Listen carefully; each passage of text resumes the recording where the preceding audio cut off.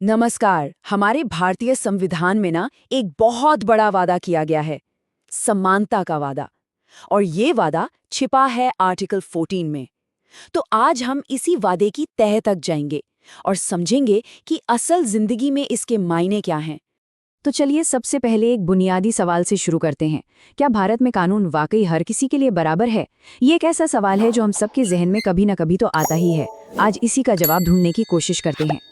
हमारे संविधान का जो आदर्श है वो यही कहता है कि चाहे कोई देश के सबसे ऊंचे पद पर बैठा हो या फिर एक आम इंसान हो, कानून की नज़र में सब बराबर हैं। लेकिन क्या ये आदर्श हमेशा हकीकत बन पाता है? चलिए देखते हैं संविधान खुद इस बारे में क्या कहता है। और ये रहा जवाब सीधा हमारे संविधान से। आर्टिकल 14 बिल्कुल साफ साफ कहता है, राज्य किसी भी व्यक्ति को कानून के सामने समानता या कानूनों के समान संरक्षण से वंचित नहीं करेगा। सीधे शब्दों में कहें तो सरकार किसी के भी साथ भेदभाव नहीं कर सकती। अब देखिए, जो बात इस आर्टिकल को और भी ज्यादा दिलचस्प बनाती है वो ये है कि इसमें एक नहीं बल्कि दो अलग अलग तरह की गारंटी दी गई हैं। चलिए इसके दोनों हिस्सों को एक एक करके ठीक से समझते हैं। अच्छा, इसको ना एक आसान तरीके से समझते हैं। जो पहला हिस्सा है, कानून के समक्ष समानता, वो समझिए एक दीवार है। एक ऐसी दीवार जो सरकार को मनमानी करने से रोकती है। मतलब कोई भी कानून से बड़ा नहीं है।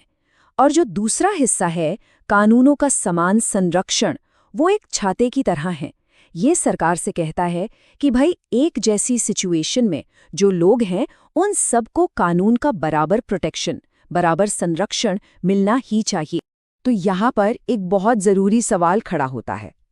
क्या समानता का मतलब ये है कि हर किसी के साथ हर हालत में बिल्कुल एक जैसा बर्ताव किया जाए? और इसका जवाब है नहीं, बिल्कुल नहीं। अब ये सुनकर शायद थोड़ी हैरानी हो, लेकिन हमारे संविधान की समझ इससे कहीं ज्यादा गहरी है। यहीं पर एंट्री होती है उचित वर्गीकरण या रीजनेबल क्लासिफिकेशन के सिद्धांत की। जरा सोचिए, क्या एक डॉक्टर और एक इंजीनियर दोनों के लिए एक जैसे नियम हो सकते हैं? नहीं ना।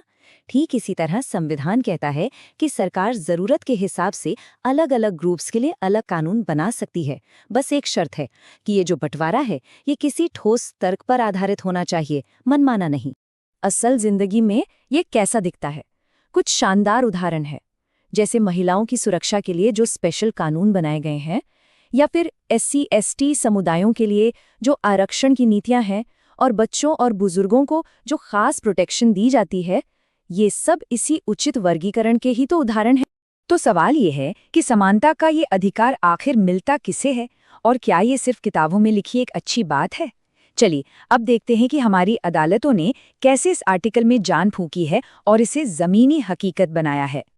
ये चार्ट एक बहुत ही जरूरी बात साफ करता है। आर्टिकल 14 का ये जो सुरक्षा कवच है, ये सिर्फ भारत के नागरिकों के लिए ही नहीं है, नहीं, बल्कि भारत की जमीन पर मौजूद हर व्यक्ति, चाहे वो कोई विदेशी हो या फिर कोई कंपनी, हर किसी को ये अधिकार मिलता है। ये हमारे संविधान की सोच की विशालता को दिखाता है। देखिए, सुप्रीम कोर्ट के कुछ फैसलों ने तो इस आर्टिकल के मायने ही बदल कर रख दिए। जैसे EP रॉयप्पा केस को ही ले लीजिए। कोर्ट ने एक क्रांतिकारी बात कही, समानता का मतलब सिर्फ भेदभाव न करना नहीं है, बल्कि मनमाने ढंग से काम न करना भी है।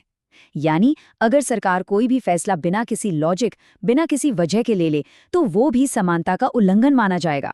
और फिर आया मेनका गांधी केस, जिसने ये पक्का कर दिया कि कोई भी कानून सिर्फ कहने के लिए फेयर नहीं होना चाहिए, बल्कि उसकी नीयत, उसका मकसद भी पूरी तरह से न्यायपूर्ण और सही होना चाहिए।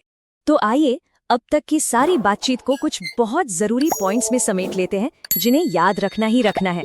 तो 3 बातें हैं जो हमेशा याद रखनी है। पहली, आर्टिकल 14 समानता की गारंटी है। दूसरी, ये सिर्फ नागरिकों को नहीं, भारत में मौजूद हर व्यक्ति को मिलता है। और तीसरी, जो शायद सबसे ज्यादा जरूरी है, सरकार का कोई भी काम, कोई भी एक्शन अगर मनमाना है तो वो गैर संवैधानिक है। ये एक बहुत ही ताकतवर हथियार है जो लोगों को सरकार की मनमानी से बचाता है।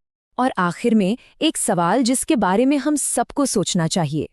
कानून की किताबों में जो समानता लिखी है और हमारे समाज की हकीकत में जो समानता दिखती है, उसके बीच का फासला कितना बड़ा है और उसे कैसे कम किया जा सकता है, इस पर विचार करना बहुत